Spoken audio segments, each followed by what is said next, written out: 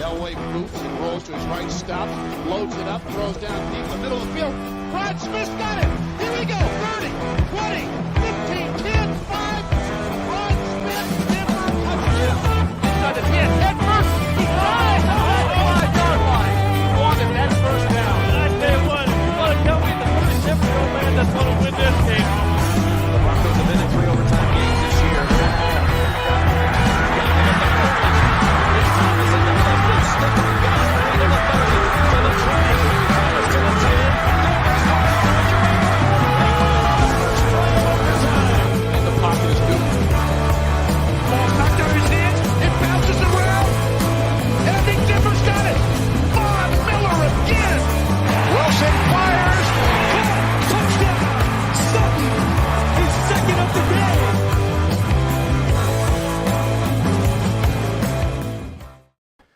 Well, hey, evening Broncos fans. Welcome to the Denver Bronco Roundup. Of course, your source every Tuesday for everything Denver Broncos. I am your host, and joining me this evening is the amazing Jody Moncrief, the outstanding Albert Knoppers. Gentlemen, welcome to the show. Welcome to Broncos country. Appreciate you joining me. How you doing, man? What's up, everyone?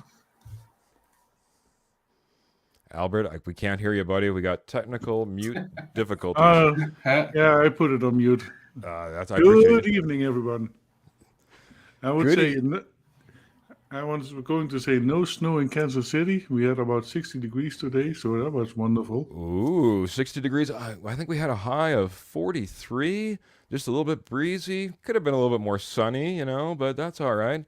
Jody, the snow report? We haven't had it in the last week or so it's been nice.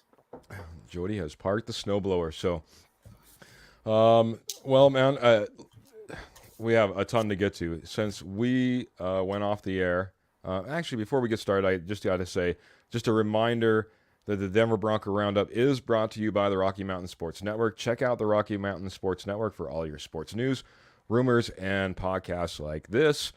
Man, they've been hitting it out of the park, man. They've had all the latest breaking news across all the major sports. So check them out. If you need just a quick update on what's going on, jump on and subscribe, like, and share Rocky Mountain Sports Network as well. So, like I said, eventful week. There's a lot more to come.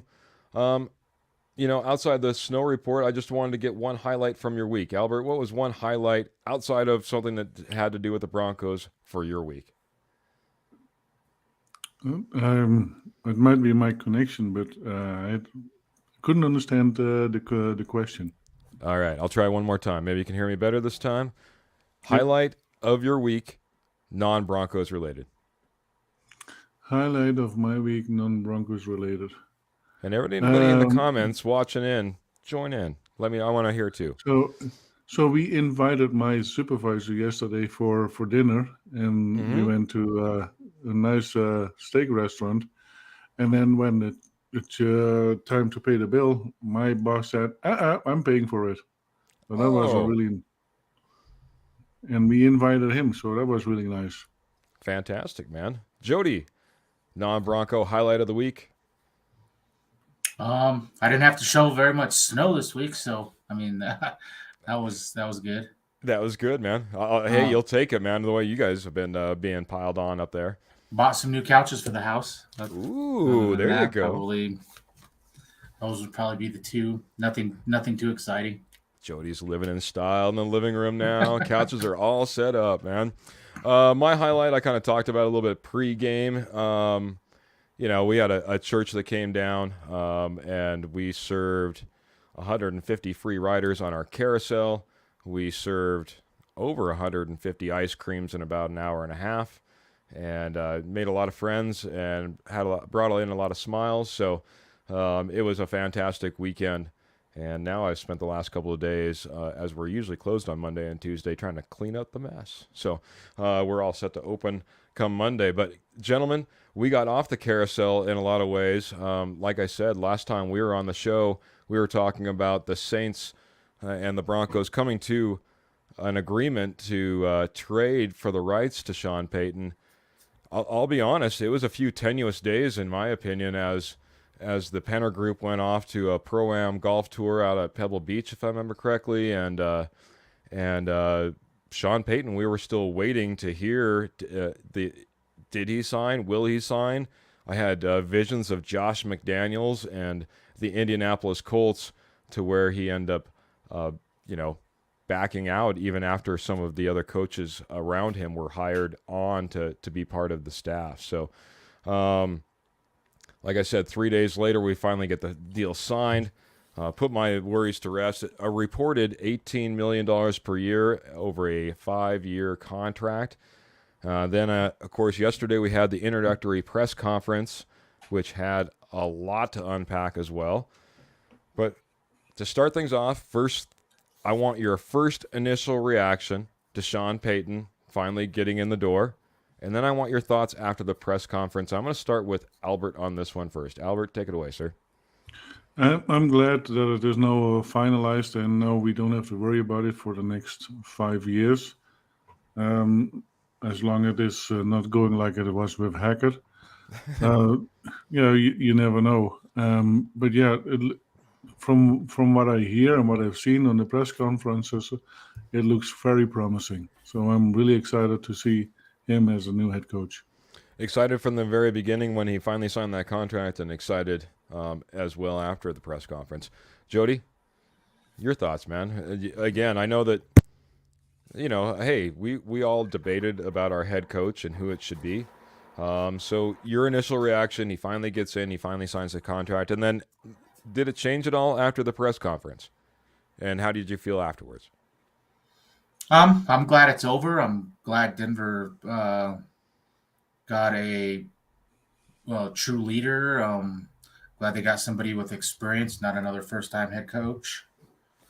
I'm happy with what they compensation-wise. They didn't give up too much, I don't think. Just a first-rounder, swapped a 2 and a 3. So I don't think that's kind of a wash there.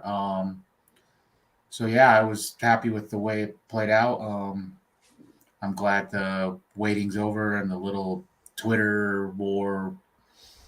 Who's the first to drop? Is it really true or not? The little games. I'm glad that's over, and it's time to get to work. Yeah, well said. Well said. And, I feel that was kind of the feeling that we got after the press conference. Again, hey, we debated back and forth. D'Amico Ryans, should he be the head coach? I was, we were all pulling for different guys. Shaw, should he be the head coach? There was, should we make a third run at Harbaugh? There was a lot of things that were open and still out there. And again, Sean Payton, the rights were traded. It just that time that was kind of sitting out there made me nervous that he wasn't signed to the dotted line. So I was so happy when that finally was announced, and that he Friday that he signed his contract. We'll get details later, but again, reportedly $18 million a year, 5-year contract. We got Mr. Sis joining us this evening. He says, "Good evening, boys. Like the way Sean is taking over and putting his foot down," and again saying it was Sis. So yeah. Like I said, a lot to unpack out of this press conference. I don't know how much you guys got to take a look at it, watch the whole thing. There was even some after it seems like there was some interview questions that came about. I think that was one of the biggest things, and we'll talk to that, Sis. Putting his foot down, one of the things that he was asked about was the ability to bring in your own personal coach into the Broncos training facility. He said that it was quote unquote foreign to him, and that it will not be happening. We have our own coaches, we have our own training staff, and that's who will be working with our players. Jody, I'll go to you first on this one. What was your reaction, and what were your thoughts on that? And how will this affect Russ, positively or negatively, man? It's what I expected. It's how it should have been from the beginning.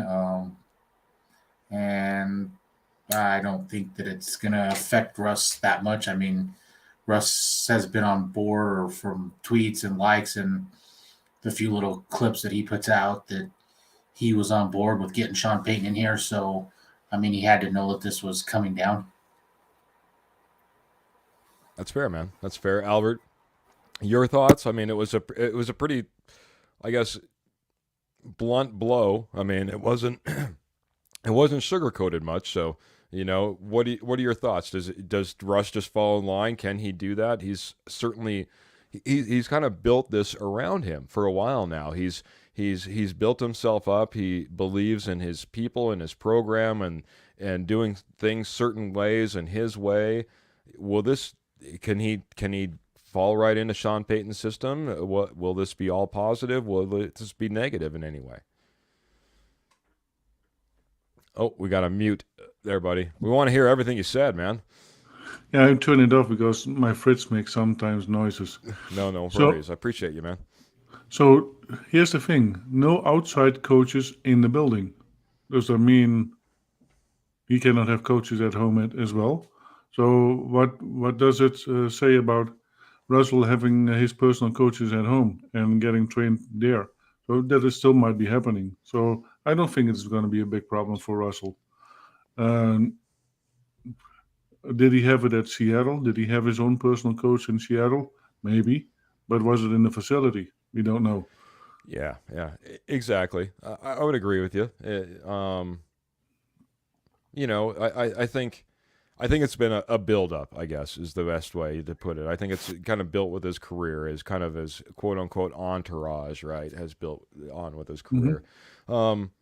Kind of shifting gears, I guess, a little bit. A lot of people were concerned about maybe Payton and Payton being in the same building. What does Sean Payton's hire mean for George Payton? And if you got a chance to check out that press conference, it seemed to put a lot of, I would say if I was George Payton, I would certainly feel more at ease after that press conference if I didn't know beforehand where I sat. What was your reaction to that? And then I'll go over to Jody on the same question, man. So yeah, I was pleasantly surprised because it looks like that George Payton still has some authority in the case, and that they are going to work together. And that is what it is all about. Sean Payton and George Payton, they want to create a winning environment. And they have their focus is both on that area. So two great minds with one same goal. I think it can only get better. I agree, man. I agree. But I'll get Jody's take on it as well. I mean, what was your thoughts, man? A lot of people thought George Payton might be out the door. He might be out the door after the draft. A lot of times that will happen in these GM scenarios where they're at least held over because of all their knowledge and all their scouting. But it certainly doesn't sound like that's going to be the case. It sounds like George Payton and Sean Payton might be locked at the hip, at least for this year and for the foreseeable future at this point. What were your thoughts, though, Jody? Yeah, I think if Payton was out the door, then you would see, I think he'd have been gone before Sean Payton was hired. So I think they're going to see how this plays out this year. I think Sean Payton is going to have some input on where they go draft-wise and some coaches and some different things. And George Payton, he needs to get focused. This has got to be his best draft in Denver because they are short on draft picks and there are some positions that need upgraded, especially the O-line, and they need to find some pieces that can, come in and contribute. Yeah, I would agree, man. Well said. Well said. I'm going to jump to a little bit different topic. Keep you on the screen here, buddy. Penner and Payton, if you watched that press conference, just going back to that again, when it came to and I should now see this is what's going to happen. Penner and George Payton both said that Sean Payton was the guy they wanted. Are you 100% bought into that? Was that the guy all along? Was it just because of all the, as they put it, all the details that were kind of wrapped into trying to get a Sean Payton deal done? You have to dealing with the Saints. You're dealing with even his contract that he has with Fox and trying to work around his schedule there. Was it always Sean Payton and they got their guy? Or is that a little bit of a fib there? And Jody, you're on the screen. Take it away.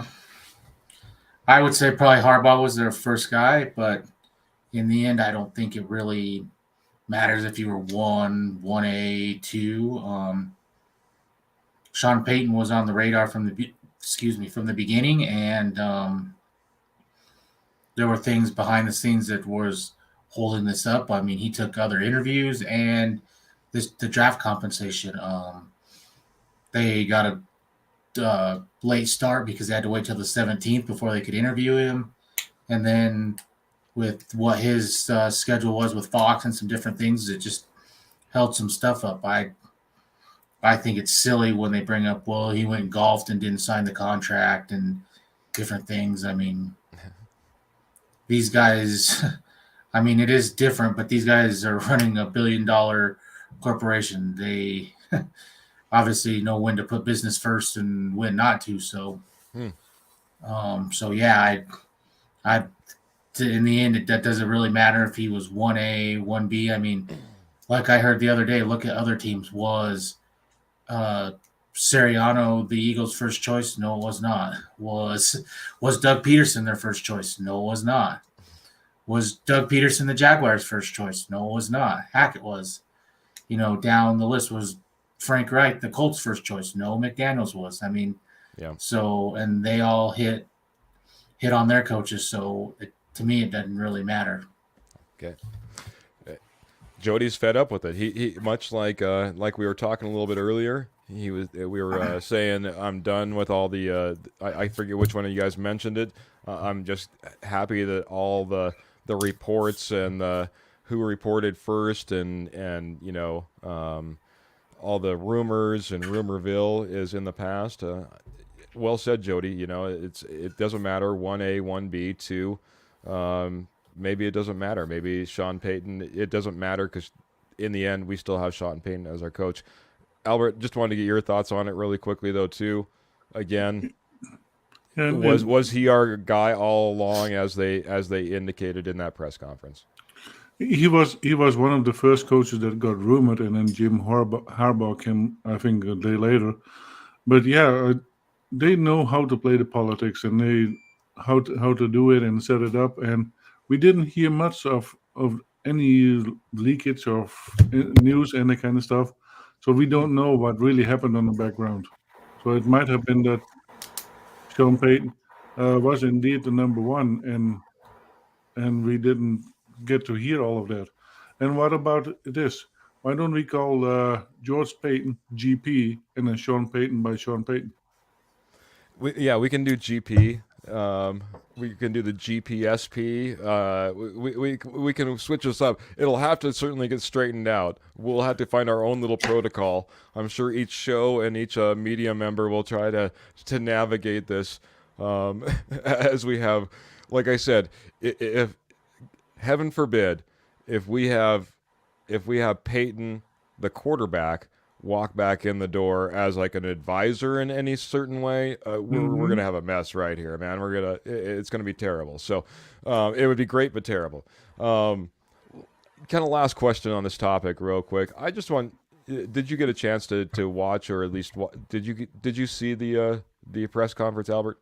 Yep. You did. You did end up watching it. For most of it, yes. Okay. Yeah, I had to go back. I had to rewatch some. I don't know how much you caught of Sean Payton's idea and thoughts around what success is, what success looks like, what needs to happen in order for success to be borne out, for Broncos country.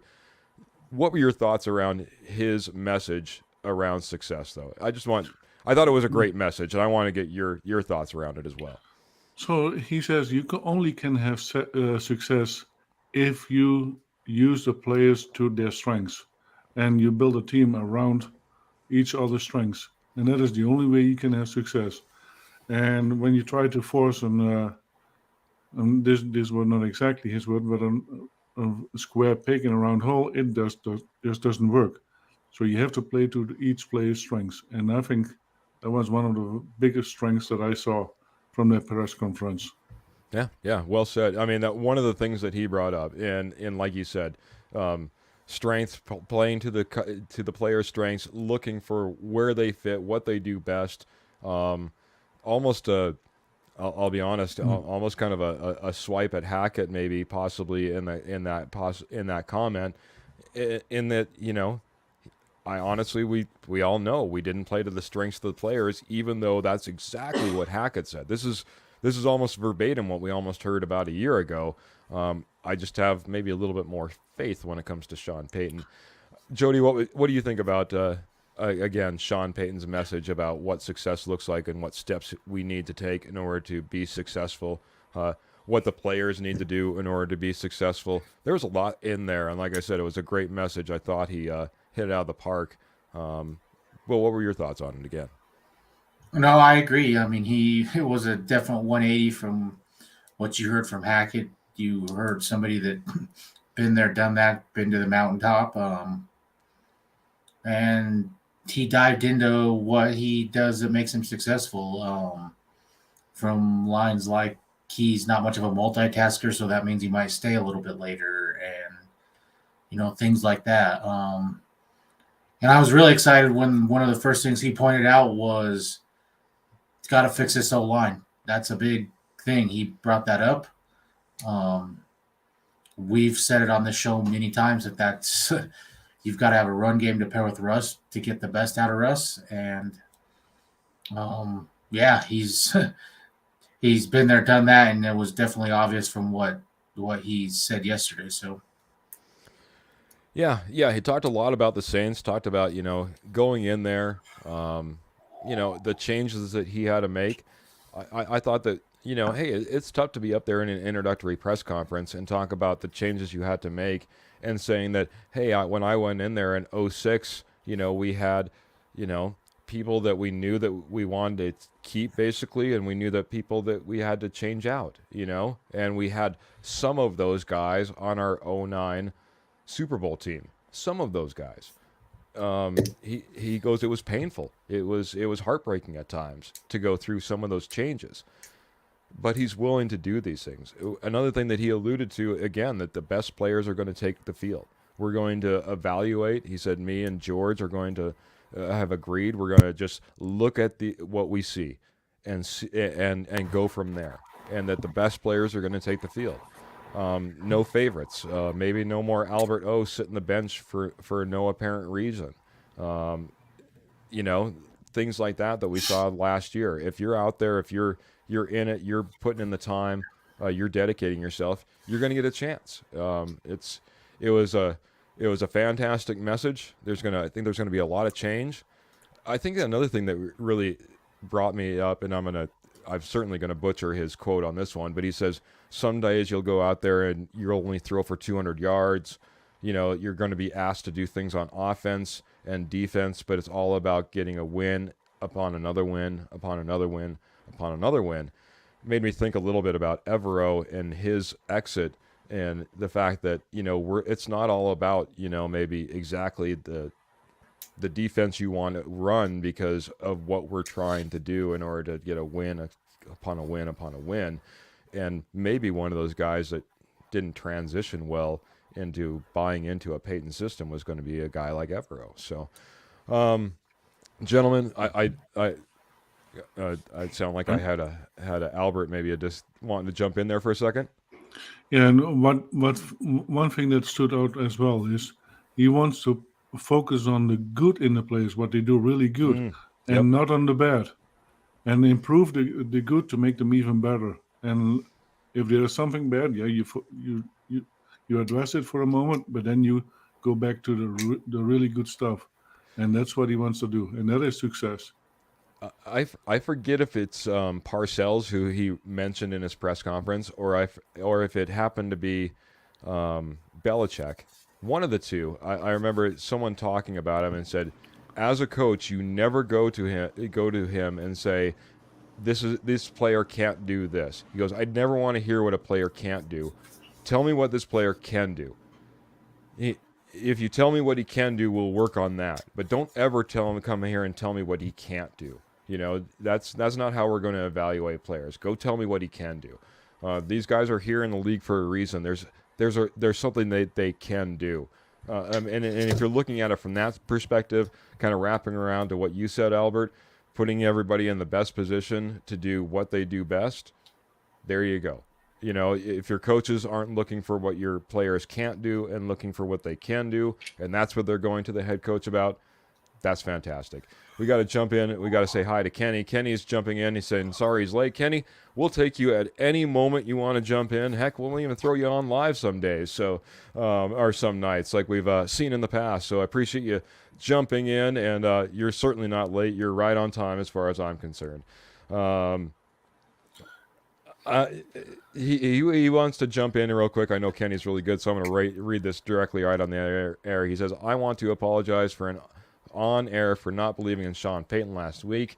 He is meaning business, and if I'm a Bronco fan, I would love it. Kenny. That press conference would put a lot of, if there was any doubts about Sean Payton, it put a lot of them to the wayside. You know, I mean, we still have to worry, you know, how long has he bought in? You know, a lot of people could still bring up Bountygate and stuff like that if you really want to. But as far as his mind, where he's at for this next year and how far he's bought into the Broncos, loving every bit of it, Kenny. Loving every bit of it. So appreciate you chiming in, especially when you're working tonight, Kenny. So I appreciate you very much. So, gentlemen, we'll transition off of this, off of Sean Payton a little bit. We got a lot of their Broncos have a lot of their holes to fill. As we kind of mentioned, Evero was released from his contract and almost immediately joined the Carolina Panthers as their defensive coordinator shortly thereafter. The Broncos also parted ways. Oh, Albert, they parted ways with, someone close to your heart. The much-loathed Lauren Landau, strength and conditioning coach. So to say there's some holes to fill would be an understatement, though, but we have made some headway. The Broncos have offered Saint assistant offensive line coach Zach Strife, I forget the pronunciation, the position of old line coach, and he's reportedly weighing this offer according to Jeff Duncan. Also, it come out that the Broncos plan to interview Saints quarterback coach Ronald Curry for the offensive coordinator position. Payton also made an offer to longtime Saints assistant Kevin Petrie. Jeff Duncan, Fox 8 Saints analyst, reports he is weighing that offer as well. Keeps going. Lastly, reported by Josina Anderson, NFL insider, that Payton is considering tight ends coach. And I forgot to put the name in here, but the tight end coach for the Saints for the same position here in Mile High. And last, I think this is the last one, Duncan also reports that Payton expressed interest in two other former Saints, Chris Richard, for former co-defensive coordinator, and Dan Richard, who worked for the 10 season for the Saints in their offensive coaching staff. I should add that today Sean Desai had a scheduled interview today. I haven't heard anything more on that. If you guys have, feel free to chime in. His resume does not include the Saints. Rather, it's more of a Vic Fangio breakdown. So, to all that, I'm going to turn to Jody first to unpack some of this conversation and getting started, man. Where do you think we sit as far as coaching, staffing? Seems like almost maybe a Saints 2.0 that we might be looking at. How you feeling about that, Jody? I'm okay with that. Some of these guys are younger guys. Zach Strife, the line coach that they made an offer to. Supposedly he was a real up and comer. And the Saints have always had an underrated line. They've always been really good. So hopefully that can trickle over to the Broncos. With the DC from Seattle, I'm excited for that. He runs a 3-4 like the Broncos are used to. He got raving reviews from Vic. Vic, put his word out there that this is the guy they should go after. So I think that will make one side of the ball a little bit easier. They're not switching big on systems or anything. Yeah, Sean Desai is who you're speaking of. Sean Desai, yeah. Last year, he was Seattle's assistant head coach, defensive assistant. 2021, he was a Chicago DC or defensive coordinator, and then of course worked underneath Fangio in the defensive system from 2015 to 18, just to get everyone caught up. But I'm sorry, go ahead, buddy. And then I think you're going to see kind of like you did last year. You're going to have whoever the OC is going to be OC and kind of title only. Sean Payton is going to call a majority of these plays.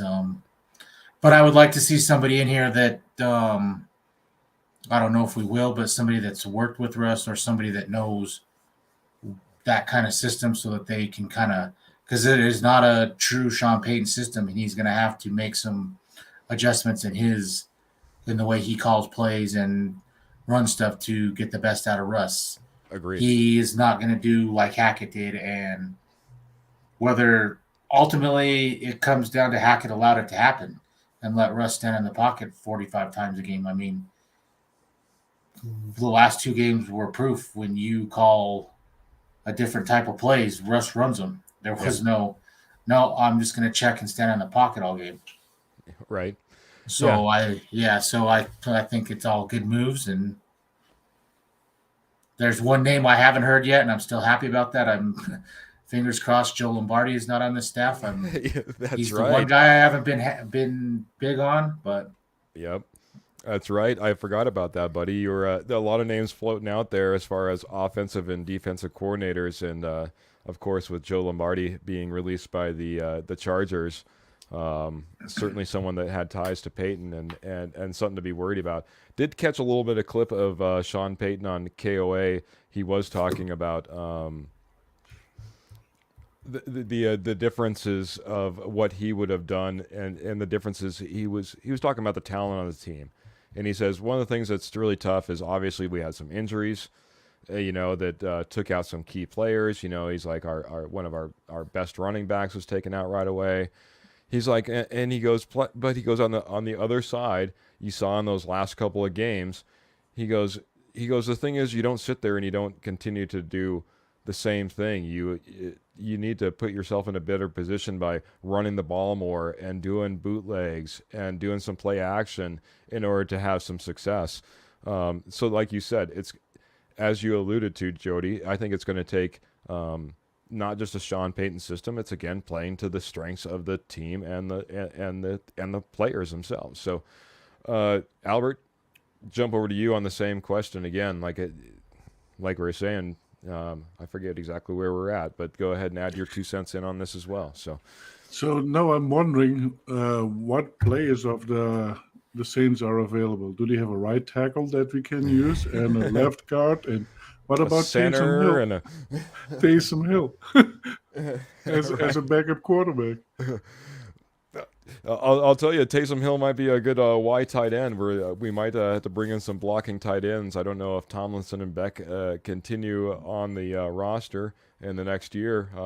Who knows, buddy? Who knows? But yeah, I mean, there's a lot of things. Like I said, a lot to unpack. All these different coordinators are coming in. To me, like I said, it did feel a little Saints 2.0 as I started going through this list of people that he was interested in.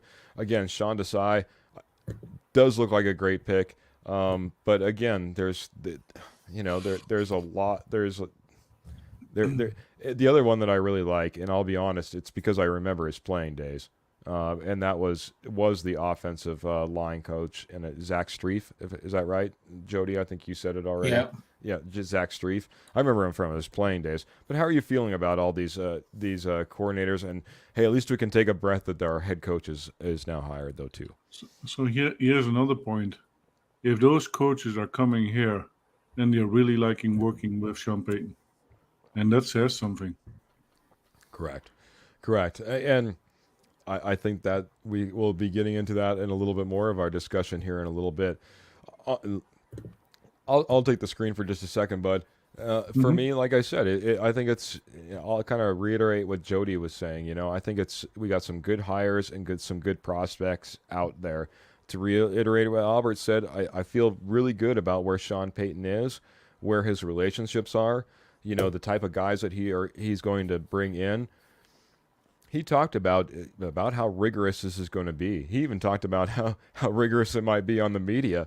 He's like, there'll be days that you guys won't like me, but at least I'm not that rookie head coach where I was really bad to all the media guys. He's like, I've learned a little. But he said, there's something to that too, and it's part of it is the way that you're kind of you're putting yourself out there. To kind of circle around to maybe at the very beginning, another thing that he talked about is don't expect a whole lot of social media presence and things like that out there in this coming year. He also is obviously big into subliminal and hidden messages, as he said. Absolutely, his blue and orange that he was wearing on Fox had everything to do with being with the Denver Broncos, and the blue and orange that he was wearing that day included his tie pocket pointed in an upwards direction, and his Broncos logo pin that was slightly askew, so that it was pointed in an upwards direction because that's the way the Broncos were headed, in his opinion.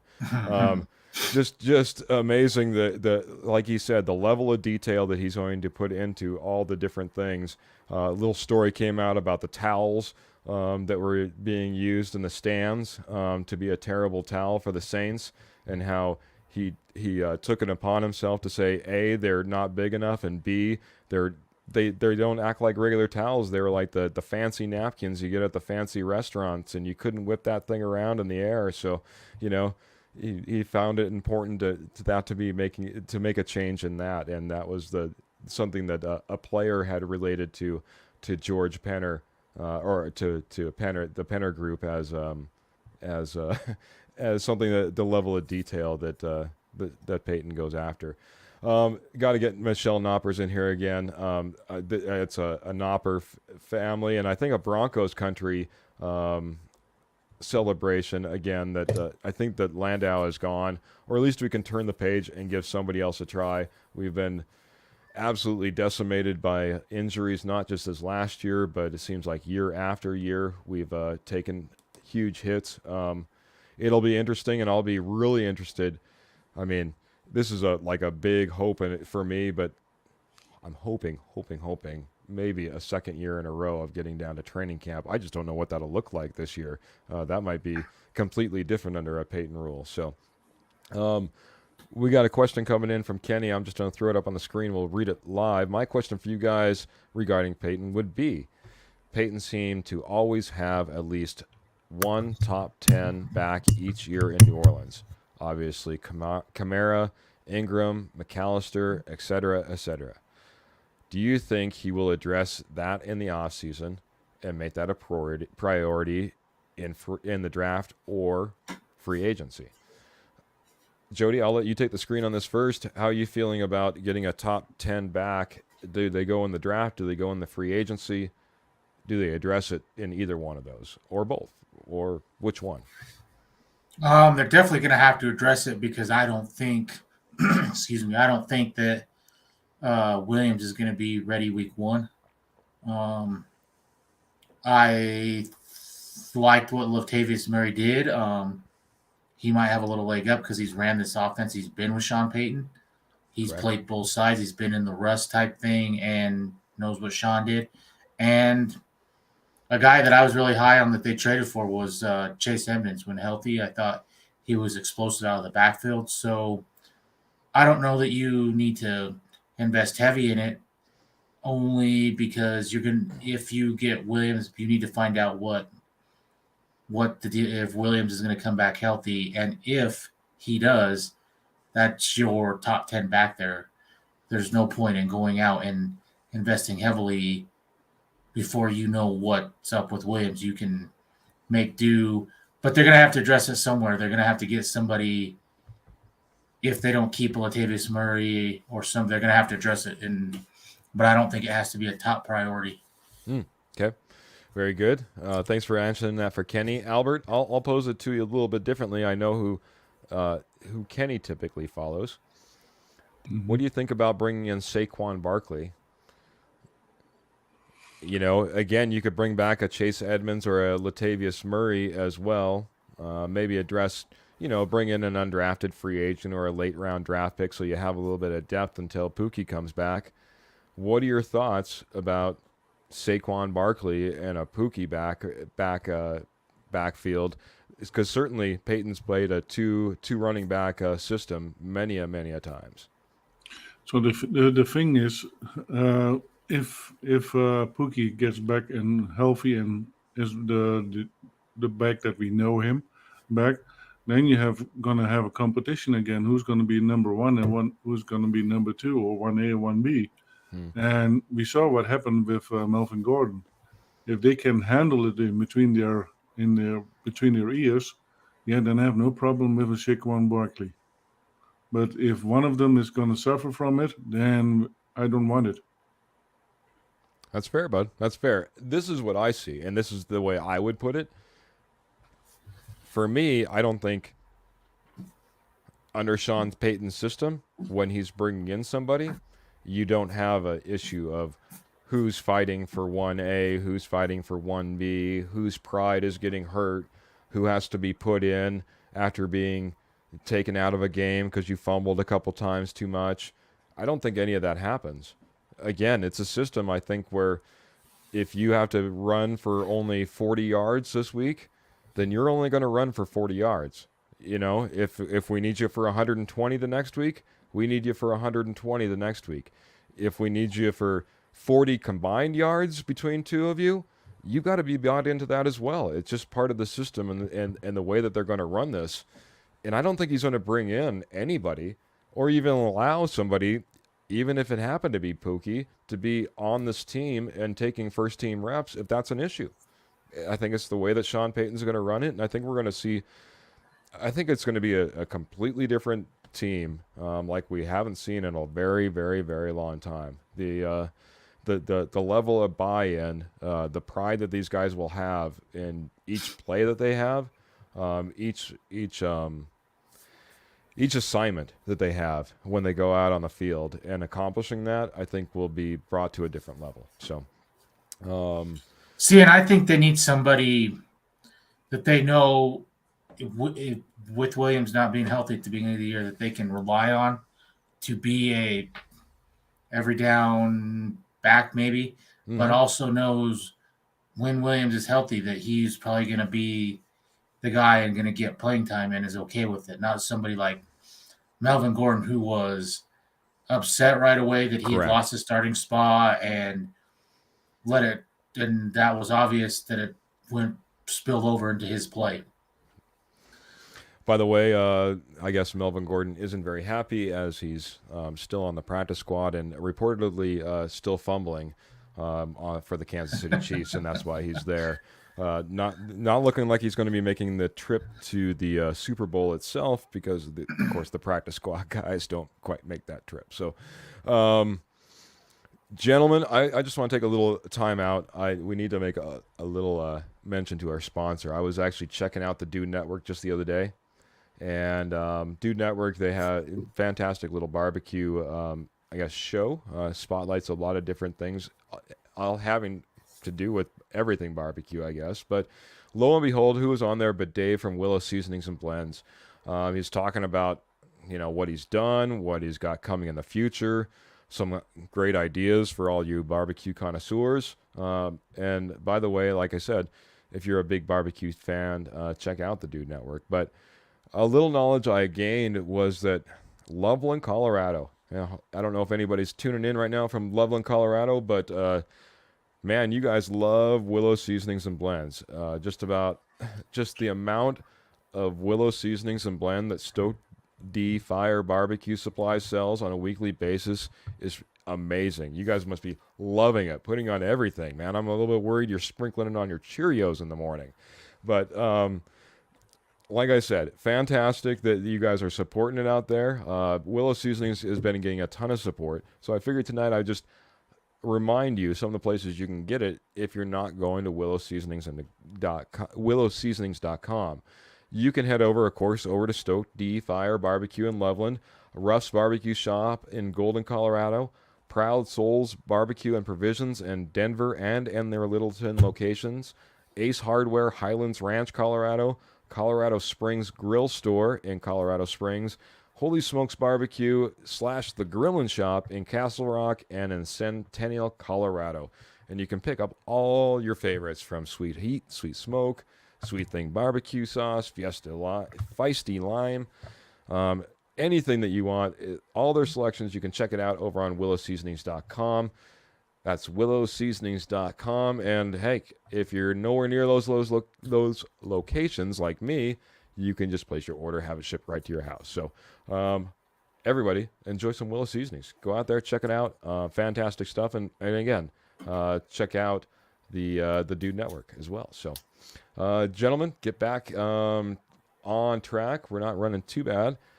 George Payton came out in an interview with the team media, stating the Broncos would, quote-unquote, be aggressive in free agency. So the Broncos reportedly have just under $12 million in cap space. They could push that up to about $30 million by moving on from Glasgow, Darby, and Chase Edmonds, somebody that we mentioned in that last segment. With the Broncos having limited draft picks, though, and large needs, according to most, especially on that offensive line, I want to know, and I'll start with Jody, on a scale of 1 to 10, how aggressive do you think the Denver Broncos will be in free agency? I think they'll be somewhat aggressive to try to fix this O-line. You probably try to get 1 or 2 starters. And I think the players you named, they all except maybe Chase Edmonds are either going to restructure or be gone. And you can add Garrett Bowles to that list. I've heard multiple reports that he's $10 million underwater, so I think Garrett Bowles in some way is going to restructure, or whether he gets his money in a new signing deal or something, he's going to do something to get that cap hit lower. So they've got options. So yeah, I don't think they're going to be super aggressive because they've got a couple guys on their own they got to sign. Alex Singleton for one. Draymond Jones, I don't know where that's going to go. He very well might price himself out of Denver. Yep. It's certainly a possibility, bud. I don't think the tag is an option when it's at $19 million guaranteed. I mean, he's a nice player. He's no Aaron Donald. So, but yeah, those are the two big ones that they got to do, in my opinion, is you got to re-sign Alex Singleton and right there, that's the big one, Alex Singleton, and then make a decision on Draymond Jones. Fair enough, buddy.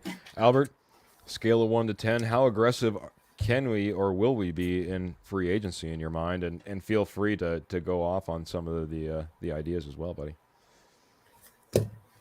Oh, we got you on mute one more time, buddy. Yeah, we have to be aggressive. If we are not aggressive, then our O-line does not get changes, and guess what? We will have the same scenario again as last year, 64 sacks in 17 games. Mm-hmm. I don't think that is a good quality. So, yeah, we need to change that up, and we have to be aggressive.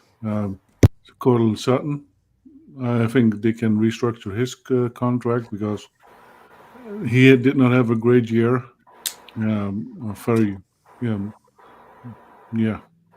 Not even average a year. So, yeah, we can restructure that one, or even get him traded for something. Yeah.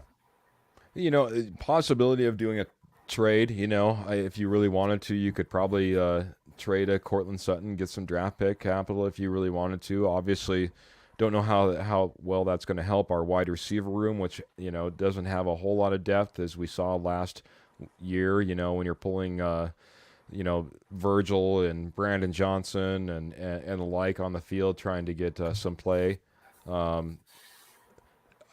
Most people don't realize and recognize that restructuring a deal doesn't happen very easily.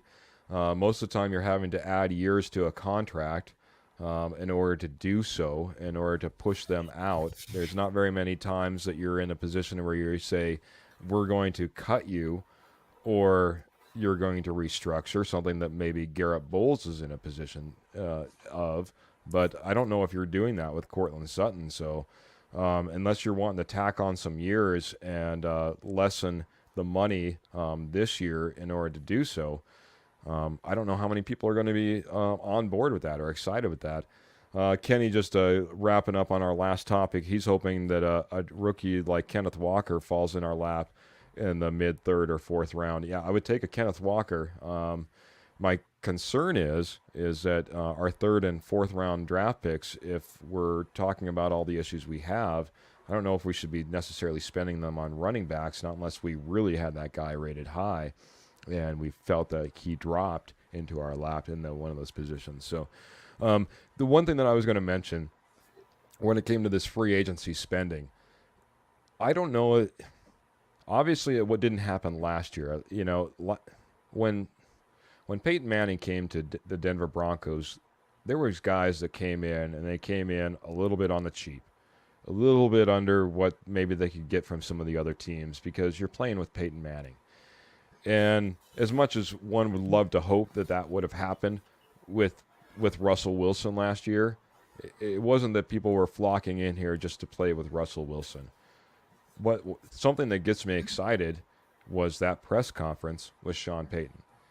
And the fact that I think now we have the ability to attract free agents, attract them at a good price, and maybe at times, maybe a little under what they might get paid for other teams to come play with Sean Payton and what the Broncos are putting together here. I don't know how you guys feel about that. I'm getting some looks, especially from Jody.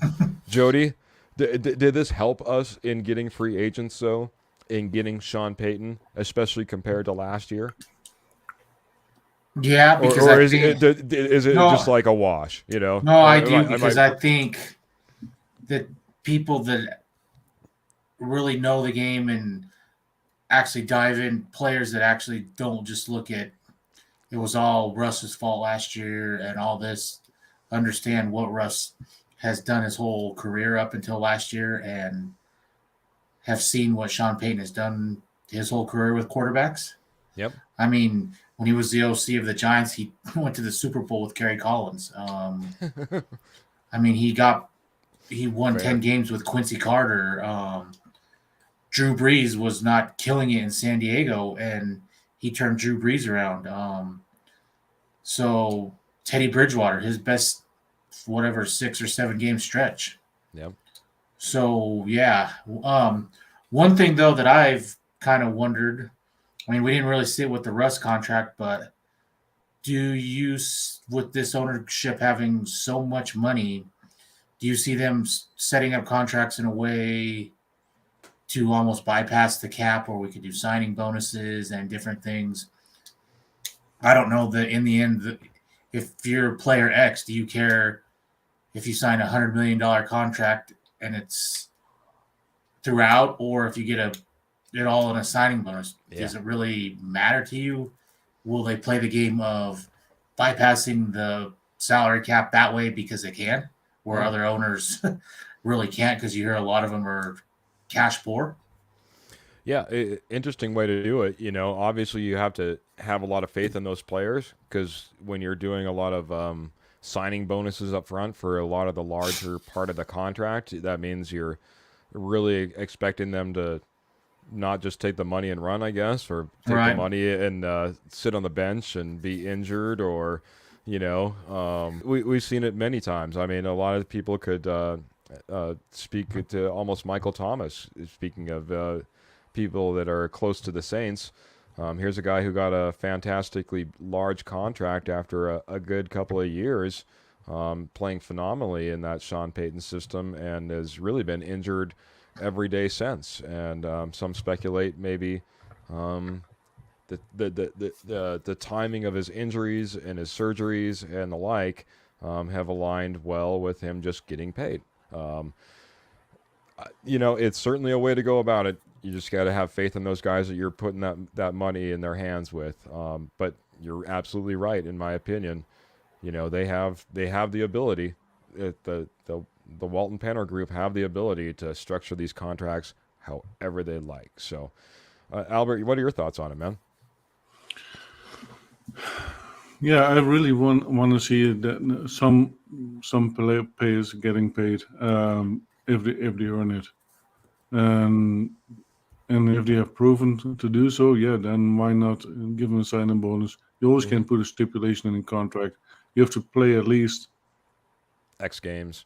10 of the X games for so many years, otherwise you have to pay us back. So that they always can put something like that in there. So Sure. I don't think it's a big deal. But do we need to be aggressive? Absolutely. And how do you want to do it? If they can throw money around to get people here, then I'm okay with that. And do you think that they, that Am I losing you guys? you might be dropping just a little bit, or it could be me. I guess the big check would be Jody to tell us which one he's getting through better. Seems like I'm getting Jody No, I got pretty both you good. guys. All right, buddy. Might be a little bit leggy on Okay. your end, Albert, but it seems like we're doing pretty good. Um, You know, can you for just go ahead, buddy? for me, one thing with George Payton was keeping him around. I was not a huge fan of what he did in free agency. Hmm. I thought he was really good in the draft, but one thing keeping George Payton around is he kept Sean Payton in check a little bit, not bringing in everything that he wanted. And you can too much. You can have too much. Yes. Where there's somebody's got to pull back and say no. There's got to be, and with the owners right now, they yes, they've ran business in Walmart, but they've never been in this situation. Yeah, it was easy to go fire Hackett the way it ended, Mm-hmm. but when Sean Payton has this much power, and you know somebody's got to be there to kind of pump the brakes once in a while, and I think that's where George Payton can say, "Hey, we can't go get this guy because we don't have the money. So you might need to go get this instead of X. You might need to get Y." And make him into the X type player you want. And that's fair. I mean, honestly, I know that we've had some bad luck when it's come to some of the free agents we brought in. But if you want to talk about some of the bad luck, it seemed a lot to do with strength and conditioning, and I'll be interested to see how that kind of changes, even for the guys that we have on the roster, and then the guys that we end up bringing in. We were pretty risky. We brought in guys that didn't necessarily have the best health history. When it came to like a Randy Gregory was a great example of that. Paid a lot of money and a big contract to a guy that did have trouble staying on the field, and that played out again last year. But again, Lauren Landau is out the door. We'll be looking at some options as far as that is concerned, and I don't think we'll regress compared to last year because that's almost impossible when it comes to our IR players. So, And one thing with the injuries is, I mean, you were there.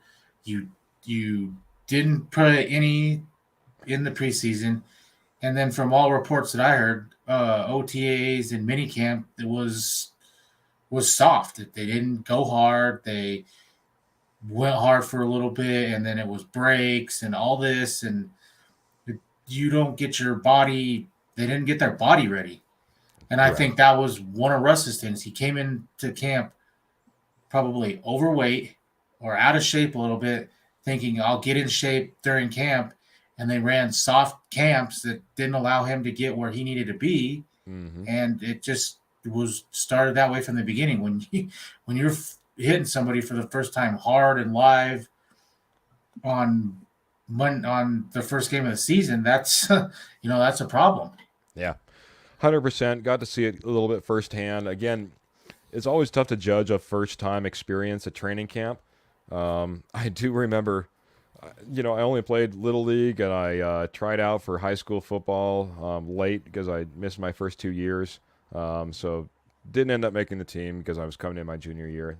That being said, of all the workouts, what would been our training camps, I guess you could say, back in the day, I think I worked just as hard, if not harder, every single day when I was in Little League or high school than what I saw when I was visiting training camp.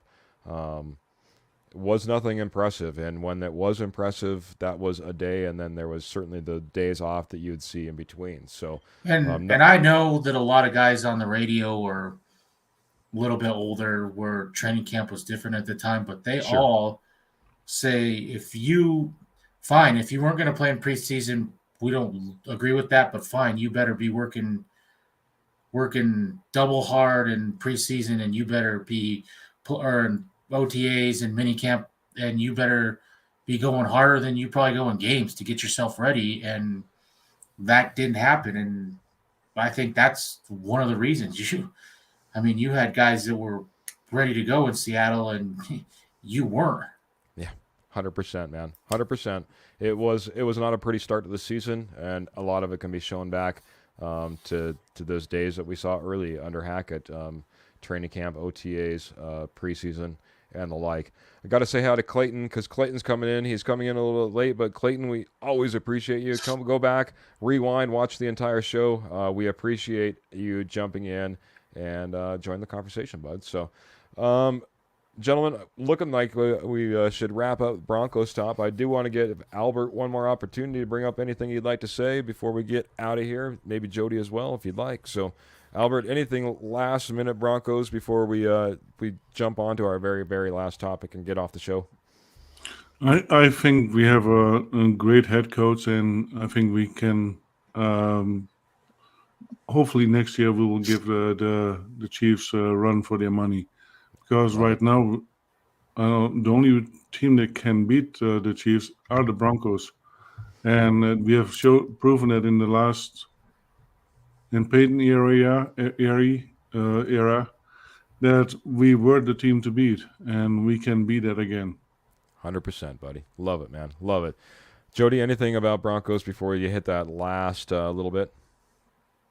No, I'm excited that we got a proven winner.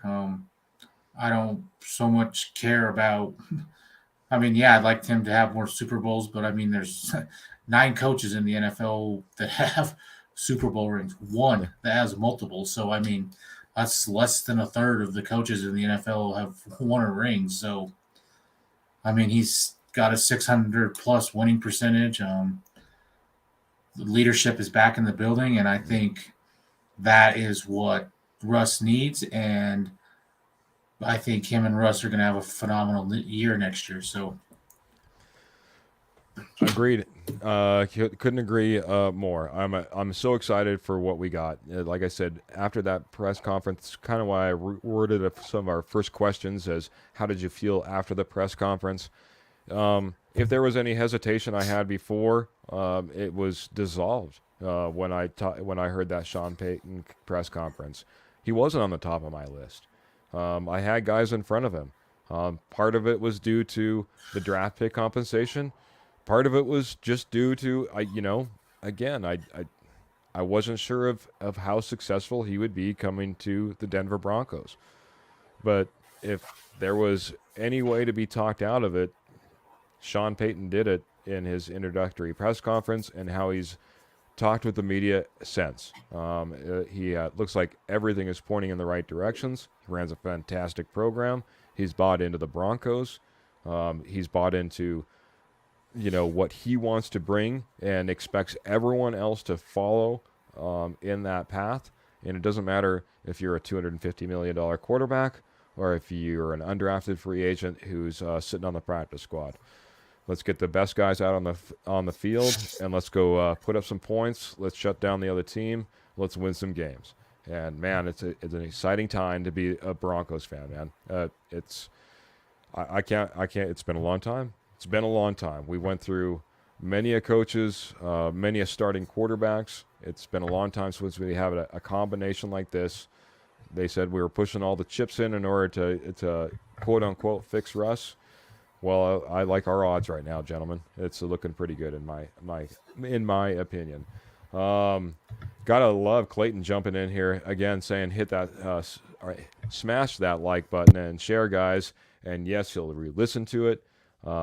Finally putting all the pieces together now. Watch out for Russ, man. Payton really going to help him. So got Paul Montoya coming in here and saying Sean Payton is our guy, and I got the coach I wanted. So, man, if that was the coach you wanted, Paul, I tell you what, by the time you got done listening to that press conference, man, you were probably on floating on cloud nine, man, jumping through the roof, man.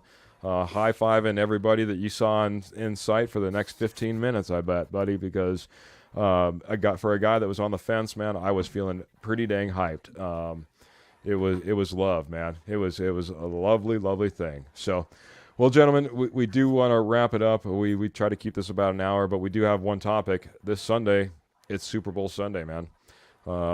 If you're a Sean Payton type of guy, I know who you'll be rooting for.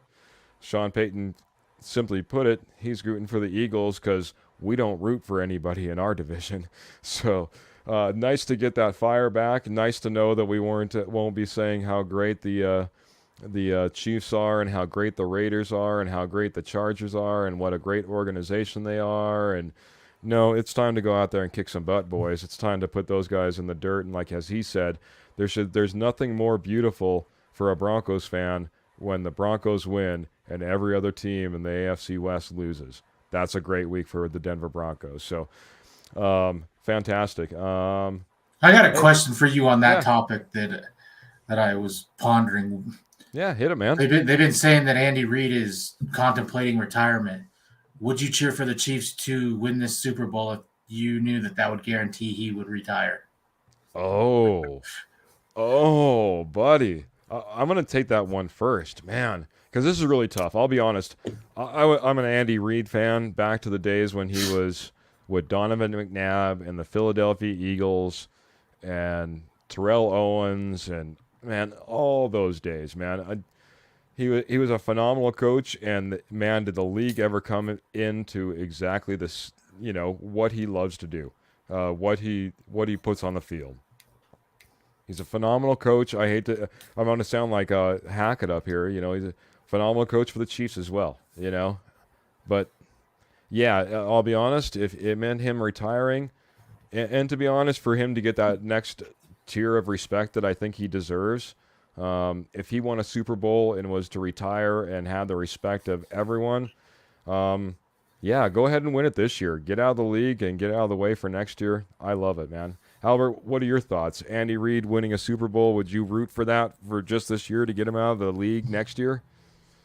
No, I would not vote for the Chiefs. I really do like Andy Reid. I'm a big fan of him and what he does. He's one of the best coaches I think there is right now. But I still would like to see his commercials where he draws mustaches on everybody. Okay. As long as he sticks around and draws mustaches, Albert's all set. Paul coming in here, he says, never, and obviously this was when I was on screen, he said, no, he will retire anyway. Ooh, Paul jumping in there thinks he's gone. First, I'm going to jump back real quick. Jeremy jumping in here and saying, good show, first time with you guys. Well, we appreciate you joining us, Jeremy. Thank you very much. We're on every Tuesday, 6:30. We will say we have plans up in the air for next week, guys.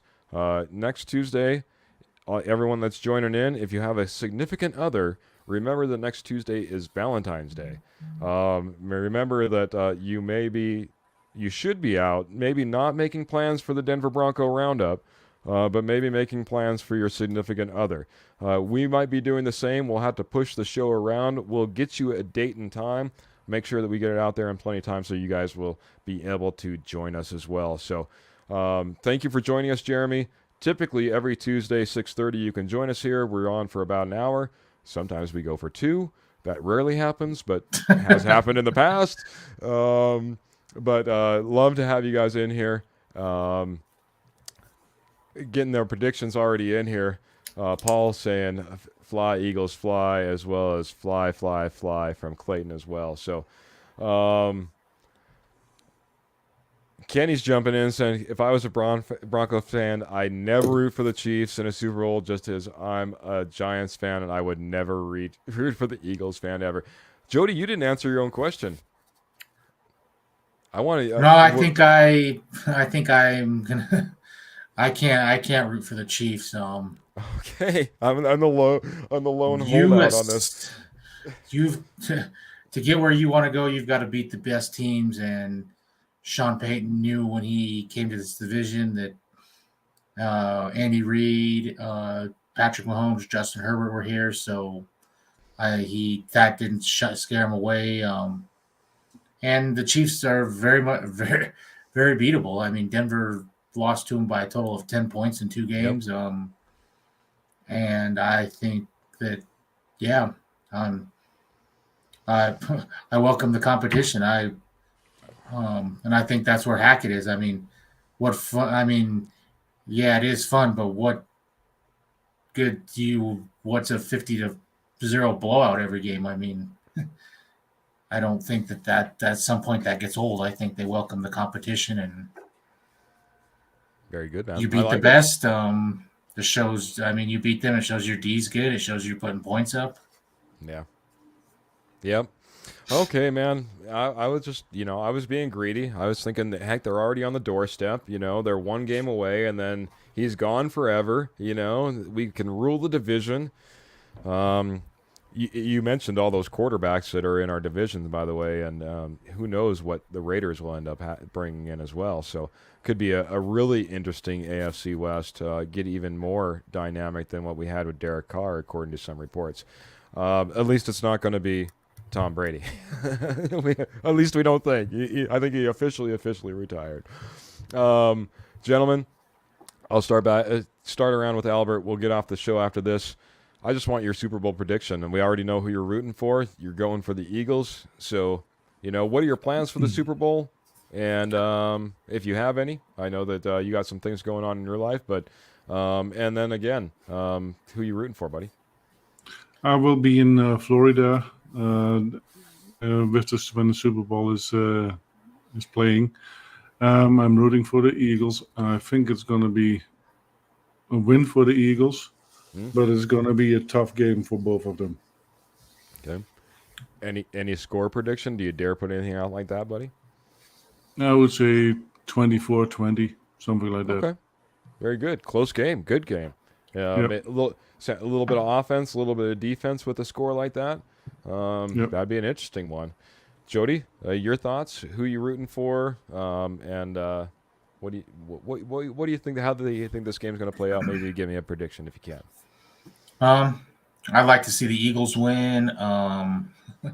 I just can't get myself to root for the Chiefs. And I don't really know where to go. I don't know how healthy Patrick Mahomes' ankle is going to be. I think that's a wild card. True. If it's not healthy, the Eagles team, I think, led the NFL in sacks. They bring the pressure, and if Mahomes can't move, I think that's going to be a real problem for them. Yep. So if Mahomes is not healthy, probably like a 30-20, 30-17. If he is healthy, probably expect a 1-score game. Okay. But go Eagles. Go Eagles. Fly, Eagles, fly. Eagles fly. Well, as much as your question put me in a predicament of rooting for the Chiefs, I'm still going Eagles, buddy. And I'll tell you why. I actually went back and I looked, and it was right after, it was an Oklahoma State game when Jalen Hurts had a huge victory. I remember, and I can't remember what game it was. But there he was in the workout room, and he had the medicine ball, and he was working out with the medicine ball, still in full uniform after the game. And put out by his agent, I think, at the time, or his coach or something like that. But it was, the guy has a dedication to this game beyond all belief. Was in line to be, in my opinion, should have been the starter in Alabama. Got kicked to the side for Tua. Went down to Oklahoma State, put up back-to-back Heisman qualifying seasons, goes into the NFL, and here he is in the Super Bowl. I'm a big believer in Jalen Hurts, and so fly, Eagles, fly for me as well. I think they're dynamic, like Jody pointed out. They're great on defense as well as on offense. Boy, I'm gonna put up a close one as well. I'm gonna say it's a 28-23 game in favor of the Eagles because I'm pulling for them, buddy. So, Kenny, we understand you can't pull for the Eagles when you're a Giants fan. So he's coming in saying 35-27 Chiefs. Good luck to you, buddy. I'm hoping it's almost the exact opposite, obviously. And Sis coming in and saying Eagles D too good, and I agree, man. The upgrades that they did on defense through the draft, let alone what they did in free agency last year, bringing in A.J. Brown.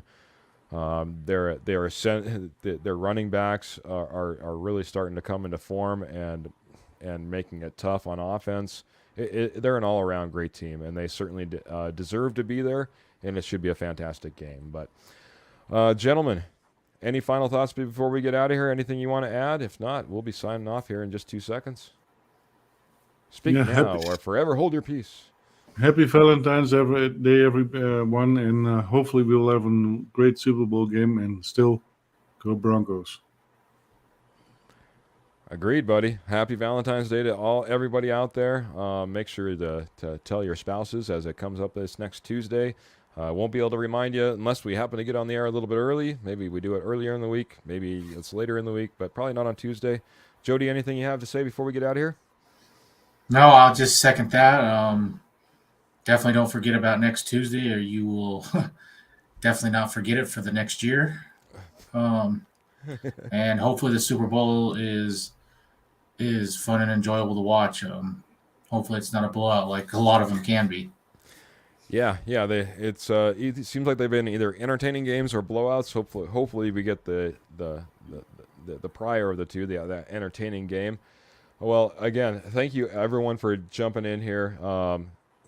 Love you guys, whether it be Michael Ronquillo, who joined in late and is saying go Eagles, whether it happens to be Sis or Kenny or Clayton, Paul. Appreciate everyone who jumped in here, was part of the conversation this evening. Make sure you're liking, sharing, subscribing, making sure that you're, as Clayton was saying, smashing that like button on the way out.